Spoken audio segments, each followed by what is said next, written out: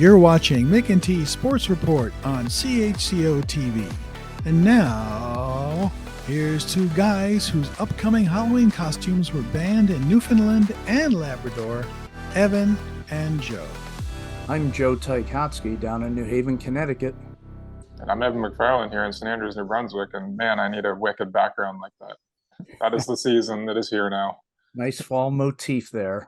And you're watching episode 61 of Mc&T Sports Report on CHCO-TV. We have two great interviews this episode, which will literally leave us no time for our idle chit-chat. So you're welcome. we'll get going right away.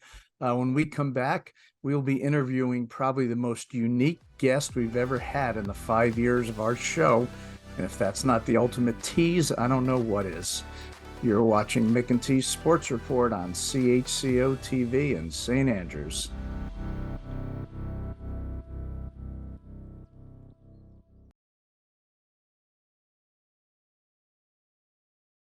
Welcome back to Mc&T Sports Report here on CHCO-TV.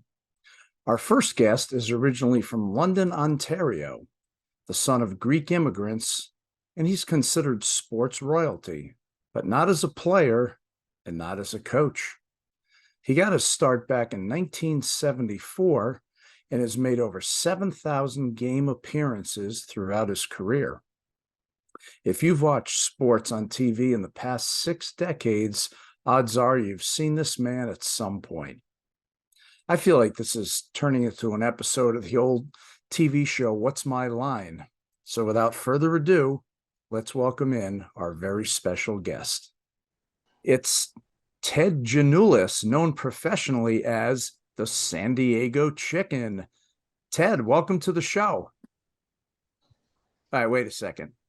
So let me get this straight. So you're not going to be talking the entire interview? No, just kidding, Joe. Okay. Just pulling your wing there. There you go. All right. Well, we've got a bunch of good questions so we'll get rolling right away. Ted, let's go back almost 50 years. You're a college student at San Diego State University. How the hell does it go from there to you becoming the San Diego Chicken?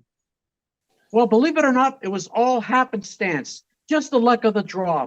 It was the day before Easter break on campus at San Diego State, where I was a student, and the campus is virtually deserted except for a few of us that were hanging out at the campus radio station. So we're shooting the breeze there, and in walks a gentleman from a rock and roll station in town, KGB, and he asks us on the spot who wants to come and give up their Easter break to work at the station for a couple of weeks. And the pay was $2 an hour, just promotional work. We all volunteered on the spot. And then he cautioned everybody, you gotta wear a chicken suit. And I remember being in the back and going, I want to be that guy. And he turns to me and he says, yes, the short guy. You'll fit the costume best of all. Come on down, you start tomorrow. There was no interview, no job application, not even an audition. He just shook my hand. We agreed to $2 an hour. And down I went to go and give away little candy Easter eggs at the zoo. And then how does it go from there to you actually doing stuff at the stadium for the Padres? Well, very interesting. After I had done my stint, I saw the Padres were starting opening night with a brand new owner, Ray Kroc, the founder of McDonald's, and he was promising a fun season for the fans. He had just saved them from moving to Washington, D.C., and so I figured I could get into opening night for free with this getup. So I called up the Padres. They invited me down if I gave them some plugs on the radio. Station management was okay to let me stay on and go to the games. And so I went down, cavorted in the grandstand. People had fun. The media enjoyed it. And I was asked to return and do more and more. And it just kind of grew from there. That's amazing. Evan, you have a question for him? Before my question, I'm just going to state that starting at $2 has bought you a pretty sweet nest, because that's a nice background you got going on.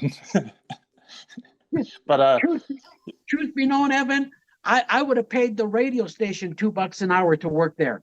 I wasn't really looking for money. I was still living at home at the time as a college student, but it was opportunity. That's the thing. And the station agreed for, $2 an hour. Yeah, let them stay on. And so I just developed my own character, so to speak, and it got to be an ambassador at large for the radio station. And the mysterious thing is, the ratings began to grow from last place to eventually first place, believe it or not. See, that's amazing. Evan's a lot younger than us. When I was in high school, I worked at a pharmacy for $2.21 an hour. So sounds like a different era. But Evan, you have a question? Yeah, for sure. You've been recognized as the first professional sports mascot to have performed in front of over 60 million people in 9 different countries. And for our local viewers, have you ever been anywhere around Atlantic Canada? Throughout Eastern Canada? Yeah, Atlantic Canada, sorry, where I'm based out of. Yeah. Yes. Oh, absolutely. Yeah, I've been to New Brunswick, and I've been to Nova Scotia for hockey, American Hockey League teams back then. Nice. Never was to Prince Edward Island, and I never made it to Newfoundland as a chicken. But I enjoyed my visits to Eastern Canada there on the Atlantic, so much so that a few years later, my wife and I took a cruise there, a princess Queen Mary tour, Mary tour through the Atlantic provinces, and it was beautiful, just gorgeous.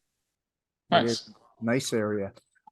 When you've got the chicken outfit on and you're performing, and especially San Diego, any time of the year, how hot does it get in the outfit? Well, I'm always in heat, Joe, but I'll tell you, it really does get warm quite a bit.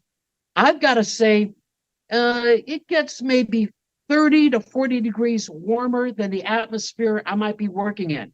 So if it's 80 degrees outside, you can be sure it's about 110 to 120 in the suit. And I was able to tolerate the heat and such. Yeah, you know why? Because growing up as a kid in London, Ontario, Canada, I played lots of hockey as a goalie. So I would wear lots of goalie gear, sweat through it all. And when this opportunity presented itself and I had to put on this outfit, sweating was no problem. I had been there and done that with goalie gear. And so it was easy for me to acclimate.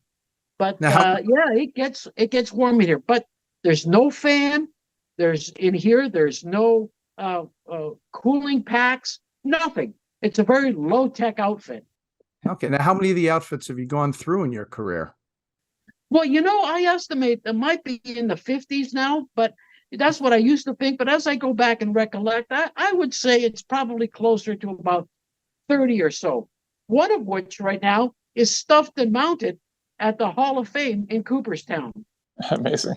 Oh, that's great. Evan. That's so cool. But you've made appearances with 3 different U.S. presidents and loads of other celebrities. But why don't you tell us about one particular appearance that you made at an Elvis Presley concert? Great moment in chicken history, Evan. Let me tell you, this was about 1976, about 15 months before Elvis passed. And he was having a concert. And back then, when I worked for the radio station as their ambassador at large, I would go to all public events, and not only sports events and parades and trade shows and conventions, but that included concerts. And so here comes Elvis to town, and it was pretty exciting. But I remember being forced to sit in my seat on that night, at the time. And so because security did not want me kind of upstaging Elvis whatsoever. And, like I could do with rock and roll shows that normally came to town. But when Elvis started singing A Whole Lot of Shaking Going On by Jerry Lee Lewis, the famous song by Jerry Lee, I said, that doesn't, I'm going for it. Because there's a lyric in the song, we got chicken in the barn. Whose barn? What barn? My barn. I said, that doesn't. I'm going for it. Down I come out of my seat. I go down onto the aisle, onto the floor, up under the stage. And while Elvis is singing, I'm under him on the stage, basically dancing back and forth. Elvis sees this and he starts laughing like crazy. He couldn't believe it. And then, believe it or not, he starts losing his lyrics. He's laughing that hard. And then he's laughing so hard, he drops the one knee and completely forgets the lyrics. Oh, no. Now the band behind him is worried. They're thinking, oh my gosh, Elvis is having a seizure. They still keep playing, but it's quiet, a lot quieter. And suddenly Elvis's doctor comes running onto the stage with his black bag. He pulls out a stethoscope right there and attempts to get Elvis to lay down. Elvis tries to shake him off. He's laughing so hard, he has tears in his eyes. You can see it from where I was, and I'm still dancing back and forth. The band is playing, I'm still dancing. Finally, Elvis shakes him off. He composes himself. Okay, the doctor closes up his bag in disgust. He couldn't believe that it was a false alarm. Off he scampers off the stage. Elvis turns to the band, signals to them to keep going, and he finally finishes the song. And then after the song is done, he apologizes to the audience for messing up the lyrics. And he says to the audience of 10,000 people in the stadium, in the arena, he says, I don't know if you can all see, but you got to believe me. There's a chicken dancing up and down here. The audience applauds and go, yeah, Elvis, we know. And then, bless his heart, Elvis comes up with the perfect line. He turns to me and he says, I don't know who put the chicken up to this, but I want to warn him. My manager's name is the Colonel. And I go, and I scamper off the premises, running scared, like I had heard a threat. And it was a great moment. And out I went out of the arena. Colonel Tom Parker, right? That's right. What a story. That is an unbelievable story. Oh, Yep. man. Not everybody can say that they stopped the king in mid-show and made him laugh, but I No. did that. Oh, great. Now, have you ever missed a game that you were scheduled to perform at?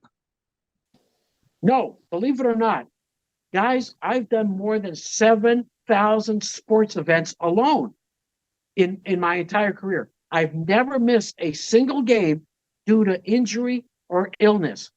If you took Cal Ripken's record of longevity and merged it with Lou Gehrig's term of longevity, they still couldn't come close to the number of games in a row that I made without missing a single one due to injury or illness. And it's something I'm quite proud of. You know, there was a time people thought, oh, there must be 3 or 4 of these guys. No, it was just me. And I did them all. And you name the sport, and I've done them. But I never missed one due to injury or illness whatsoever to this day. But now, wasn't there a game where your uniform didn't make it in full? Yes, it was a hockey game in Wichita of the International League, I think that they were in at the time. And I made it with my head and my tail that I always brought on board. But I made the mistake that one time of shipping my outfit with my baggage underneath, wouldn't you know it? And so what shows up missing? My bodysuit right here. This was missing. All I had was my head and my tail. And so with a sold out crowd, the arena announcer had to tell the fans that I really could not perform that night because my complete suit didn't make it. But I was going to make a cameo appearance after the first period intermission just to prove I really was there. So I put on my head and I put on my tail. And the only other thing I had on there were a pair of socks and a loincloth. And I went out to center ice and I took my bows to prove that I was here. So I technically made that appearance. Audience had a lot of fun with it. The media went nuts. Okay. And in fact, at the time, it was play of the day on television, sports for a lot of networks. And so I proved that I was there. And to make it up, since I had the next Friday open, I came back the following Friday, and management allowed to make good all the ticket stubs that wanted to return free of charge. All the people who showed up on the original night were allowed to come back free of charge, and they got 2 sellouts for the price of 1, and it worked out for everyone. Awesome. Man, you've had an amazing career, and what people don't realize, you started in an era where there was no social media, but you still managed to become so well known by sports fans throughout the world. You did it with, in my opinion, hard work, creativity, and a desire to make people laugh. You can read much more about Ted and the Chicken on their website at famouschicken.com. He is Ted Giannoulas, known worldwide as the San Diego Chicken. Ted, thanks so much for coming on the show and sharing some stories. Well, thank you. And I just want to add, for all your viewers, my success is rooted in my Canadian schoolboy sense of humor.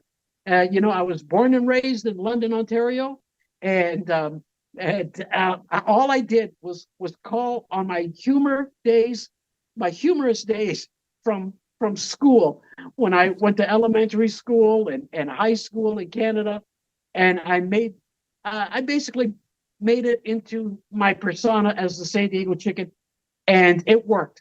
People had fun with it. That is great. Well, after this break, we'll transition from chickens to foxes as Small Town Spotlight heads to Prince Edward Island. So stay tuned to Mc&T's Sports Report on CHCO-TV. Thanks, fellas.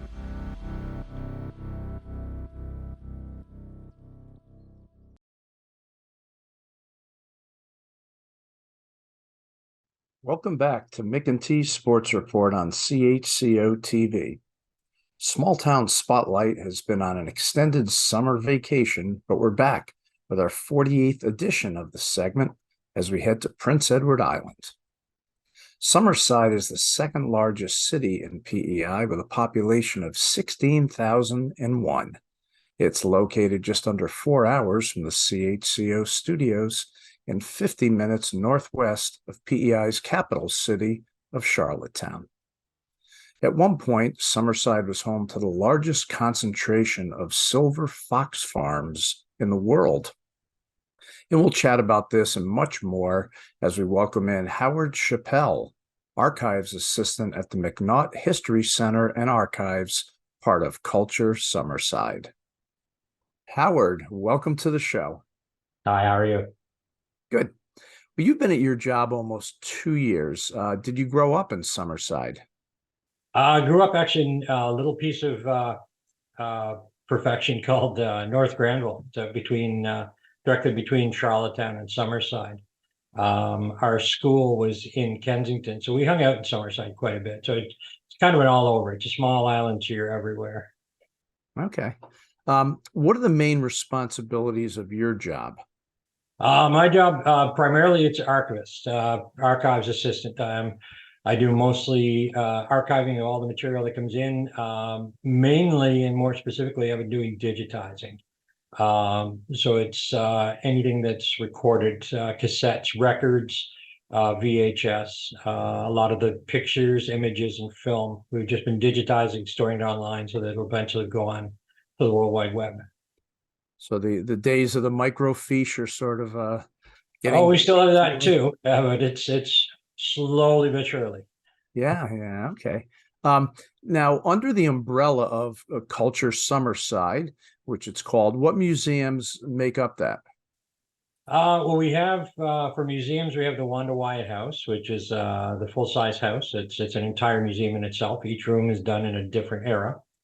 Then we have the Summerside Interpretive Center. That's in the old armories, the 1911 armories. And that we have the main Fox Museum, the International Fox Museum. Plus, we've also got 7 or 8 different exhibits downstairs as well. We also have the Bishop's machine shop, which was part of the Bishop's Foundry. down on the waterfront, Summerside. And it's a fully functioning machine shop. So you walk into it, it's just like walking to your grandfather's basement and shop. It's got that smell and everything to it. Plus, we have exhibit spaces in both the Lafergie Center and MacNaught. The MacNaught History Center is the archives, and we have an exhibit space here as well as the research rooms. And Lafergie has our main offices plus 2 or 3, depending on how many need it, exhibit spaces. Okay, let's back up a little bit to go about the history involved with the city of Summerside and Fox Farms in general. Fox Farms, they were big. At one point, if you were ever out hunting or anything like that, and you came across a red fur similar to this one, that's just a standard red fur. Ah, okay. And you could get maybe 30 cents for that at the time. But if you ever ran into a platinum or black fox, and I'll hold one of those up and you'll see the difference. That's significant difference in the style and colors. That was about $3 in the late 1800s. So it's significant, 10 times as much. There were a couple guys that hid out on a little island in Alberton Harbor and decided they were going to domesticate them. And they started making a lot of money. And more people get into it. There was the Big Six Combine. They decided to run it as a monopoly. And it kind of got broken by one of the nephews. And in the span of 6 years, there was about $10 million went through Summerside. And that's at a time when there was maybe the farms made $340 a year. So suddenly $10 million rolls through. It's a significant amount of money. Yeah. Now, it must have affected the economy and the job market once it sort of took its downturn. A little bit. The World Wars had a downturn on it as well, because that was a majority of their the furs went to Europe. So with the 2 world wars, there was significant downturn. But it did come back in the 30s a little bit. It's probably what kept PEI afloat during the dirty 30s. And then again, it started to pick up in the 50s, where every Hollywood starlet had a fur coat and every Miss World had a fur coat, and they were everywhere. So everybody that was important wanted a fur coat at that time. Interesting. I just kept thinking of the song Fox on the Run. I don't know if you remember. I've never heard that one. Yeah, by the group Sweet. In terms of your organization, how's it marketed? Is it nonprofit? Do you get government funding? It's mostly government funding. We have to apply for grants on all 3 levels of government, and for the most part, that's where most of the money comes from. It's just through grants and such. We do a lot of our advertising mostly by traditional methods, brochures, pamphlets, newspapers, radio, that sort of thing. And word of mouth especially, but that's really all there is to it. And you get school groups coming in also? We do get the occasional school groups coming in, special interest groups, tour groups, that sort of thing. Because it's kind of an all-in-one culture heritage thing. We get people through all the time. Okay. Now, with the museums, there must be some interesting aspects to them. Which ones are sort of your favorites that stick out? Well, Bishop's for the smell. The Bishop's Museum, it's a machine shop, so it's got the oily smell. The Wanda Wyatt House is rather unique in that it tells the story from the woman's perspective.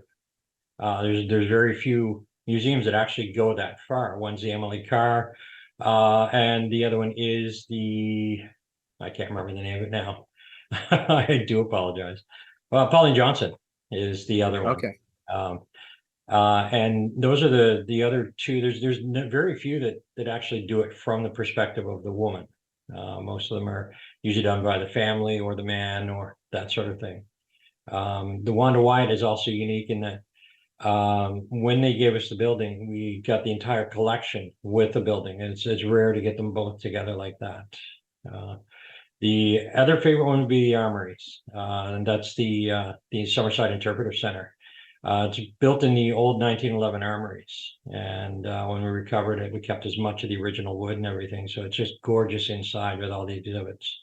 and it's all up to date and all new, but it's still got the old wood through everything. That's amazing. 112 years old and still going strong. It's gorgeous. It's gorgeous. Yeah. Lastly, as I do with most of my guests here on Small Town Spotlight, I'm going to ask you for your favorite non-chain restaurant in Summerside, and we'll give it a shameless plug. And you actually said you have two. I have two. For seafood, it's JMK Fish Mart, and it's always fresh and it's tons of fish. Whatever you need, it's there. For non-fish, there's a little Vietnamese cafe and bookshop that I tend to hunt. And I cannot remember the name of it again for the life of me. But it's the only place that says bookshop in it, and they make it the most incredible pho, and you can browse through the books and everything while you're waiting for the food. That's unique in that respect. Our crack staff looked it up. It's G&T Book Cafe. G&T Book Cafe. That's amazing. They have a great Vietnamese restaurant right in the middle of Summerside, PEI. Right down the street. It's between here and the Armory, so get to stop there a lot. Well, he is Howard Chappelle, Archives Assistant at the MacNaught History Center and Archives, part of Culture Summerside in Prince Edward Island. You can go online to culturesummerside.com to find out more. Howard, thanks so much for coming on the show. Thank you for having me. We're back, and that t-shirt I had on during the previous interview said Cape Breton Kitchen Party, and that was in honor of the recently completed Celtic Colors Music Festival in Cape Breton, Nova Scotia. Ever been to a kitchen party? I have been to one, yes. Okay. Well, next time you're up, we'll have a good one. We're not in Cape Breton, but we'll make it happen. And how good was the San Diego chicken? Oh, that's so cool. I love hearing how things actually got started with him. Like, it's interesting. We asked all these athletes, like, how they got into their career and how they came about playing the sport they did. But, like, his was so many different random things falling into place. It did. It did. Well, that is it, believe it or not, for episode 61 of Mc&T Sports Report. I'm Joe in New Haven. I'm Evan here in New Brunswick. Thanks to Patrick Watt and Florence Mitchell for producing and editing our show from the CHCO studios, where they will be handing out 3 full-size candy bars to each kid on Halloween this year. Just knock on the back door and tell them Uncle Evan sent you. Uncle Evan's going for 3 chocolate bars. This is Mc&T Sports Report on CHCO-TV in St. Andrews.